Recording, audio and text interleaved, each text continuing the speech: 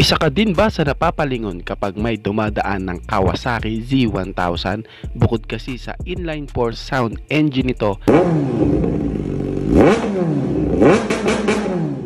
nakakapanglingon din talaga ang looks ng motorcycle na ito. Para sa aking sariling opinion guys, isa na ito sa magandang naked sports na nasa leader bike category. Talagang wow na lang ang masasambit mo kapag may dumaan sa harap mo at talagang mapapa ka na lang. Pero paano kung sa isang banda merong gumaya sa itsura ng motor na ito, na pagdating sa looks is Kawasaki Z1000 ang tindigan? Kaya tara guys, at samahan nyo ako na pag-usapan ang motor na ito.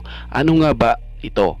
Saan galing ito? At kung sulit ba na bumili ng motor na to? Kaya samahan nyo ako guys na pag-usapan ang motorcycle na ito. Pero bago yan, baka pwede naman na pa-subscribe ng aking YouTube channel. I-click mo na din ang notification bell para maging updated kayo sa mga susunod na i-upload ko. Guys, baka pwede naman na pa-like and follow ng aking Facebook page. Nasa description po ang link. Kaya make sure guys na tapusin nyo ang video na ito para malaman nyo ang information may kinalaman sa motorcycle na ito.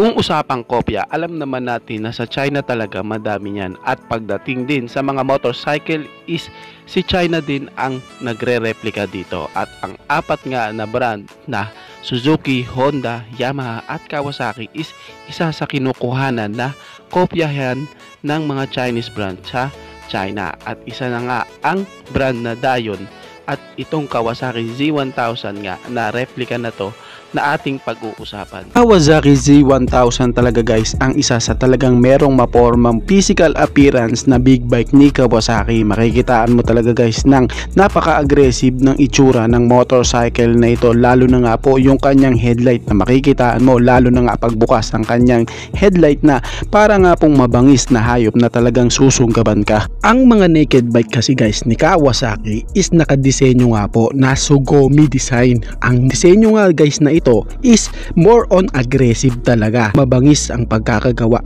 sa mga gagawin nilang naked bike kasi nga po nakaalinsunod nga po ang disenyo ng kanilang mga naked bike sa Sugoi design. Ito nga ay may pangalan na Daihatsu 302. Titignan nga ang itsura nito, makikita din naman talaga na ka-look alike niya talaga si Kawasaki Z1000 ng Kawasaki.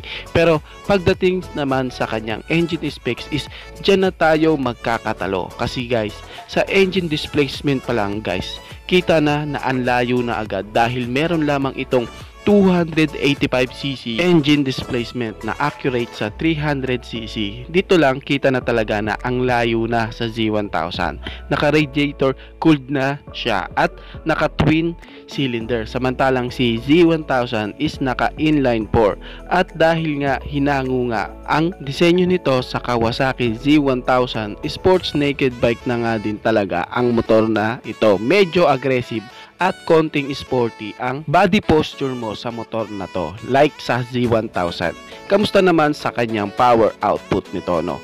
Ito nga guys ay merong maximum power na 28.8 HP at 8,500 RPM with a maximum torque na 26.9 Newton meter of torque at 6,500 RPM.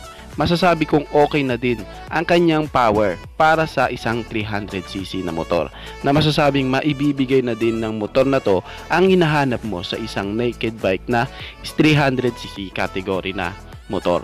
Pagdating sa kanyang panel gauge, full digital na siya. And kamukhang kamukha niya ang panel gauge ng Z1000. Dito masasabi ko na okay ang pagkakagaya nila dito para sa Dion Qi 302cc.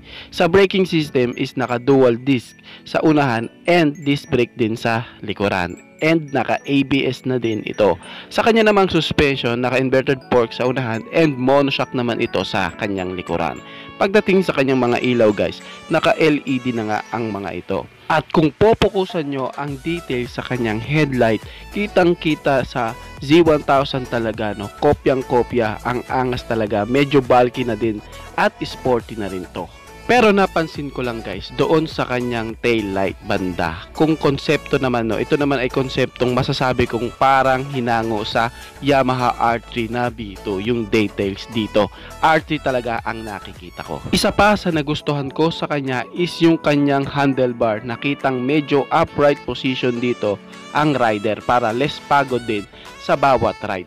Ang kanyang top speed nga daw guys is merong bilis na 130 km/h na alam kong masasabi ng iba dyan na mas mabilis pa ang underbone sa kanya ng ibang brand. Samantalang 300cc na yan. Siyempre di talaga mawawala yung ganyang kaisipan sa atin guys. Kahit nga ako yun din una kong nasabi. Pero nung nakita ko ang kanyang maximum power at maximum torque, masasabi kong di pa din makakadikit dito ang ibang underbone category ng mga ibang mainstream brand dahil sa malakas ang binibigay ng engine power nito. Syempre kung usapang accelerate kasi guys, malamang na mas mabilis itong motorsiklo na ito kasi nga dahil sa kanyang power output na mas malayo sa mga 150cc underbone category ng ibang mga brand. Ang downside lang sa kanya guys is may kalakasan sa kanyang gas consumption dahil meron nga itong 27 kpl na alam nating matakaw talaga, no, malakas